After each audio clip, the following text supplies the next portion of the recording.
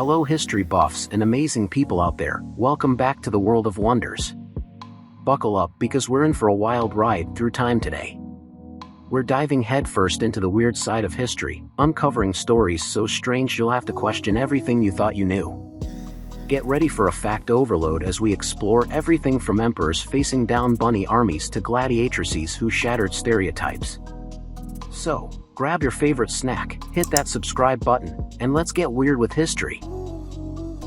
Number 10. Imagine it's World War II. Bombs are raining down on Britain during the Blitz. People are scared, but in one household, a furry hero named Juliana is about to step up and answer the call of duty. Juliana, a Great Dane, wasn't exactly your average pup. One fateful night, an incendiary bomb crashes through Juliana's roof. Talk about a rough day. But Juliana wasn't going to let a little fire bomb ruin her home. Instead of whimpering under the bed, this courageous canine did something unexpected. She peed on it. That's right. Juliana's well-aimed stream extinguished the flames, potentially saving her family and their home. News of Juliana's heroic act spread like wildfire, no pun intended. This quick-thinking pup became a national sensation, earning her the prestigious Blue Cross Medal for animal bravery. Number 9. Alexander the Great died young and mysteriously at the age of 32. Theories have ranged from poisoning to West Nile virus, but a new contender has entered the ring, Guillain-Barré syndrome. GBS is a rare neurological disorder where your immune system attacks your nerves. This can lead to progressive paralysis, which might sound familiar. According to accounts, Alexander suffered from a mysterious illness that caused paralysis to slowly spread through his body. He supposedly remained mentally sharp, even giving commands on his deathbed. Here's where things get creepy. GBS can mimic death by causing shallow breathing and even temporary paralysis. Some historians believe Alexander might have been alive, but paralyzed, when declared dead. The lack of immediate decomposition some sources mention could support this theory. Imagine being entombed alive, yikes.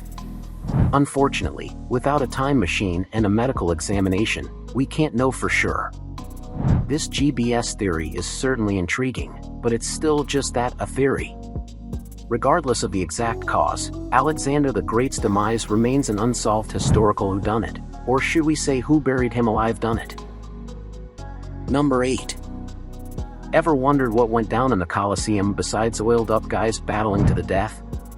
Well, get ready for a history lesson that'll rewrite everything you thought you knew about gladiatorial combat. Today, we're unearthing the story of the gladiatrices, the fierce females who defied expectations and entered the arena.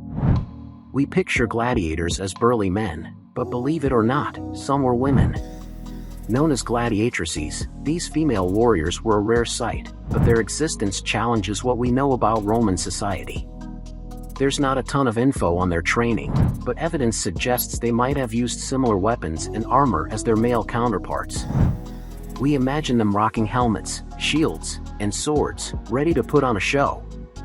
Despite their limited numbers, gladiatrices shattered stereotypes and proved that women could be just as powerful and skilled as men. Their story is a reminder that history is full of surprises, and sometimes the most badass warriors come in unexpected packages. Number 7. Today we're setting sail on the high seas of history to meet a pirate captain unlike any other, Ching XI. Forget your peg-legged parrots and buried treasure fantasies. Ching XI's story is one of cunning, power, and a surprising career change. Born into poverty, Ching XI's early life was far from glamorous. Some accounts suggest she may have even worked as a prostitute in Canton, a major Chinese port city. But Ching XI wasn't destined for an ordinary life. Fate intervened when she married a powerful pirate captain named Ching XI. Ching XI wasn't just any scurvy dog, he was the leader of the Red Flag Fleet, a fearsome pirate confederation. Tragedy struck when Ching XI died, but Ching XI wasn't about to let his legacy, or his loot, go to waste. With cunning and strategic brilliance, Ching XI took control of the Red Flag Fleet. She wasn't just a pretty face on the quarterdeck, she proved herself a capable leader, enforcing strict codes of conduct, no rape allowed, and growing the fleet to an astounding 1,800 ships with over 80,000 pirates under her command. For over a decade, Ching XI ruled the South China Sea. Her fleet plundered merchant ships, challenged the Qing dynasty navy. The emperors weren't too happy about that, and even outsmarted the Portuguese. Facing pressure from the Qing dynasty, Ching XI eventually agreed to a pardon and a surprisingly sweet deal. She retired a wealthy woman, even opening a gambling house later in life. Talk about a career change. Number 6. World War II ended, but the fight for justice wasn't over. Today, we delve into the story of a group known as the Avengers. No, not these Avengers. We are talking about the real Avengers, Jewish survivors driven by a desperate thirst for revenge against the Nazis who orchestrated the Holocaust. The horrors of the Holocaust left an indelible scar. Millions were systematically murdered by the Nazis, leaving behind a generation grappling with unimaginable loss. Many survivors couldn't simply move on. A group in Europe, primarily Holocaust survivors, formed a secret organization called NACOM, Hebrew for Vengeance. They were determined to hunt down Nazis who escaped the clutches of justice. The Avengers meticulously planned their operations. Their targets weren't low-ranking soldiers, but high-ranking officials directly responsible for the atrocities. The Avengers' story is a dark chapter in the aftermath of World War II. While their methods were extreme, they reflected the desperation and anger of a people who had lost everything. Their actions forced the world to confront the ongoing need to bring Nazi war criminals to justice. Number 5. Hey art enthusiasts! Buckle up, because today, I want to tell you something amazing. The Olympic Games held competitions in the fine arts from 1912 to 1948. Baron Pierre de Coubertin, the founder of the modern Olympics, envisioned a celebration of not just physical prowess, but also the human spirit expressed through the arts. So, alongside the athletic competitions, artists competed for medals in painting, sculpture, architecture, literature, and music. Artists were challenged to create works inspired by sports and the Olympic ideals. Picture sculptures of graceful athletes, paintings capturing the intensity of competition, or stirring orchestral pieces celebrating the spirit of the games. These art competitions attracted thousands of entries from around the world. However, by 1948, they were discontinued. Due to difficulties in judging artistic merit and the growing debate over amateurism in the arts contributed to their demise. Number 4. Napoleon wasn't just a military leader. He fancied himself a bit of a hunter too. But here's the thing, he wasn't exactly the sharpest shot. One fateful day, his advisors, perhaps overeager to please, decided on a rabbit hunt to ensure an easy victory for the emperor. Now, these weren't your average timid bunnies. Apparently, they hadn't gotten the memo about being easy targets. As Napoleon stepped out of his carriage, a furry fury unfolded. Hundreds of rabbits, perhaps mistaking him for a giant carrot-wielding foe.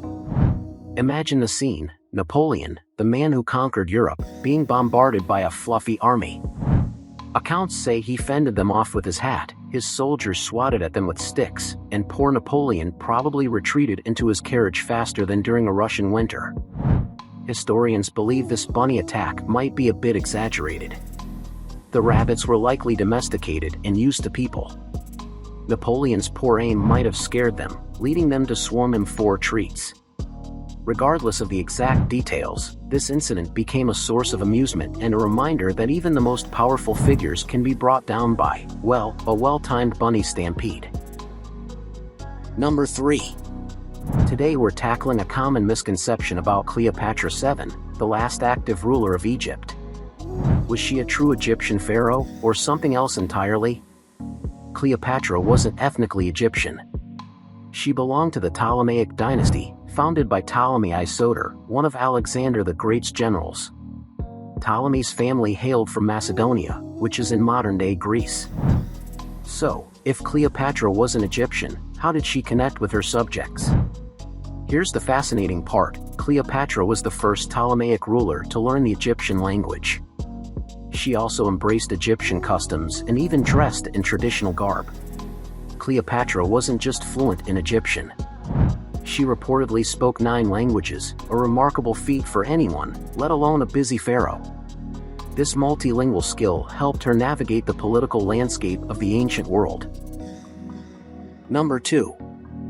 By the 1830s, tomatoes were finally gaining acceptance in America. They weren't always seen as safe, believe it or not. But a new use for this red fruit emerged: ketchup. Early versions were thinner and more vinegary than the ketchup we know today. Then came Dr. John Cook Bennett, a man with a taste for the unconventional, and maybe a little self-promotion. He claimed that ketchup, with its tangy tomato base, could cure a variety of ailments, including indigestion, diarrhea, and even jaundice. The public bought it, literally. Dr. Bennett even started selling tomato pills, concentrated ketchup concoctions meant to be swallowed. Thankfully, this trend didn't last. By the 1850s, the ketchup as medicine craze fizzled out. People realized it wasn't a miracle cure, and ketchup returned to its rightful place as a delicious condiment. Number 1. Young Abraham Lincoln wasn't just known for his tall tales and top hat. Growing up in the rough and tumble frontier, Lincoln honed his skills in a popular wrestling style called catch as catch can. Think of it as early MMA. Standing at a towering 6 feet 4 inches, Lincoln had a natural physical advantage. But it wasn't just about strength. Abe was known for his agility and surprising quickness.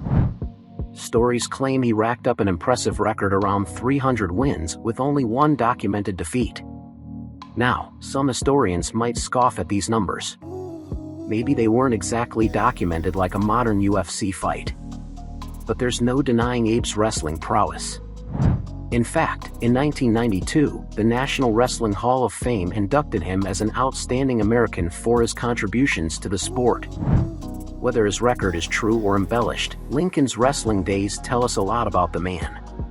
They speak to his physical strength, determination, and perhaps even his ability to strategize and overcome challenges. These traits undoubtedly served him well during his political career, leading him to become one of America's most respected presidents. Alright, history enthusiasts, that's all for our dive into the weird side of history.